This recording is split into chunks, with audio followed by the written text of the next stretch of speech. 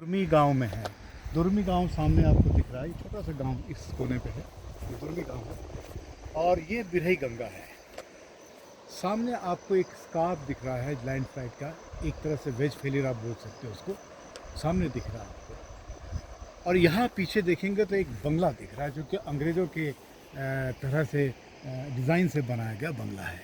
अब कहानी इस इलाके की ये है, कहानी ये है कि 1893 में 1893 अगस्त का महीना था, काफ़ी इंटेंस मानसून था। सामने 9000 फीट की ऊंचाई से लगभग वेज फेलियर होता है और वो पहाड़ कैस्केडिंग से नीचे की तरफ गिरता है। उसका मलबा आप देख पा रहे होंगे, वहाँ पे सामने आपको जंगल भी दिख रहा है, उसका एक पार्ट इस तरफ चला जाता है। ये घटना शाम को हुई। जब ये घटना हुई उस वक्त ये लैंडस्लाइड के कारण इस दुर्मी गांव में इतना डस्ट गया कि लोगों को पता नहीं चला कि क्या हुआ।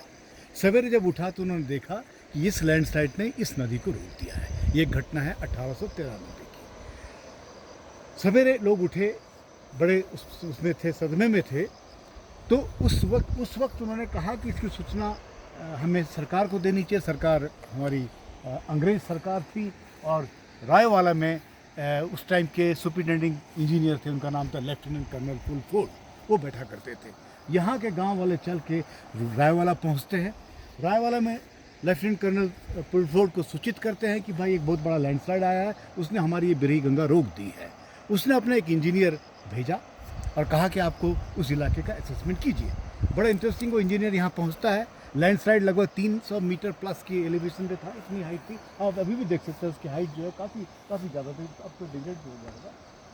वो जब यहाँ पहुँचता है तो उसने वो देखता है सारी चीज़ें और फिर कैलकुलेशंस वगैरह करता है। उसके पास सुपर कंप्यूटर भी नहीं थे, ना आपके साथ कैलकुलेटर भी रहा होगा। उस कैलकुलेशन के बेसिस पे वो आदमी एस्टिमेट करता है कि ये जो झील 300 फीट की हाइट में वहाँ पे ऑब्स्ट्रक्ट हुई है, नदी बनी है और पीछे झील बन रही है, ये लगभग 1 साल इसको लगेगा ब्रीच होने में। उस टाइम देखिए क्या अर्ली वार्निंग सिस्टम उन लोगों ने निकाला। उन्होंने रायवाला से लेके दुर्मी गांव तक टेलीफोन की लाइन लगा दी और जहाँ खंबे नहीं मिले वहाँ उन्होंने पाइन की ट्री पे वायर को ठोका और कंटिन्यूस मॉनिटरिंग चली इसकी।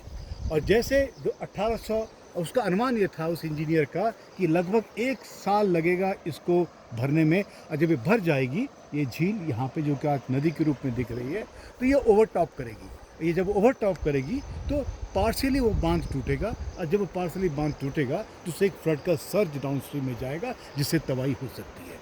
तो उन्होंने एस्टिमेट किया कितना पानी, कितना डिस्चार्ज निकलेगा, उसी अनुसार उन्होंने डाउन स्ट्रीम में अप टू उन्होंने हरिद्वार तक डेंजर लाइंस मार्क कर दी।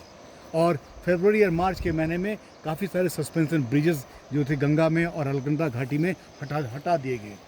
उनके हटाने का कारण ये था कि यात्रा मई के महीने से चलनी शुरू होती है। अगर यात्री नदी के किनारे पैरेलल चलेंगे, जो कि अमूमन चलते थे, वहीं चट्टियाँ हुआ करती थी, तो शायद हो सकता है उन्हें नुकसान, जान माल की हानि हो सकती है। इसलिए उन्होंने सस्पेंशन ब्रिज हटाए और एक लेवल ऑफ डेंजर मार्क लगाया और रास्ता बदल दिया। अगस्त 1894, 1 साल के बाद ये बांध पार्शियली टूटता है। एक भयानक फ्लड आता है। एक साधु चमोली में, शायद वो हठ धर्मी था, वो नहीं उठा, उसकी डेथ होती है। लेकिन काफ़ी नीचे तबाही मचती है। श्रीनगर का लोअर टाउन बह जाता है और श्रीनगर के टाउन के जो कार्व किए हुए लकड़ी के खंभे वगैरह थे वो उनको अपर गंगा कैनाल में तैरते हुए नजर आए। उसके बाद ये झील पार्शियली रही और लगातार रही अप टू 1970 जुलाई। 1970 जुलाई इस क्षेत्र में अगर आप देख रहे हैं सारे पहाड़ काफ़ी ऊंचे हैं। इस वक्त हम एमसीटी के सदर्न पार्ट में है, जिसको हम सदर्न माउंटेन फ्रंट बोलते हैं। जब भी क्लाउड राइज करता है, मानसून क्लाउड राइज करता है, वो क्लाउड इस ओरोग्राफिक बैरियर के कारण ऑब्स्ट्रक्ट होता है और यहाँ पे फोकस रेनफॉल करता है। जुलाई 1970, शायद 15-16 जुलाई का टाइम था, ऐसी घटना घटित हुई और फिर से इस इलाके में तबाही मची। उस तबाही का परिणाम ये हुआ कि इसमें इतना मलबा आया और उस टाइम डिफॉरेस्टेशन कमर्शियल चालू था, पेड़ों के स्टम्प्स भी आए और उन सब ने मिल करके जो बची खुची झील थी 1894 के बाद की, उसको फाड़ डाला। और उसके बाद आज उस झील का स्वरूप इस ढंग का एक ब्रेड मेंडरिंग रिवर आपको दिख रही है और सब कुछ तबाह हो गया। मैं इसको कहता हूँ a lake died young in a Birahi Ganga. ये इस जगह की कहानी है।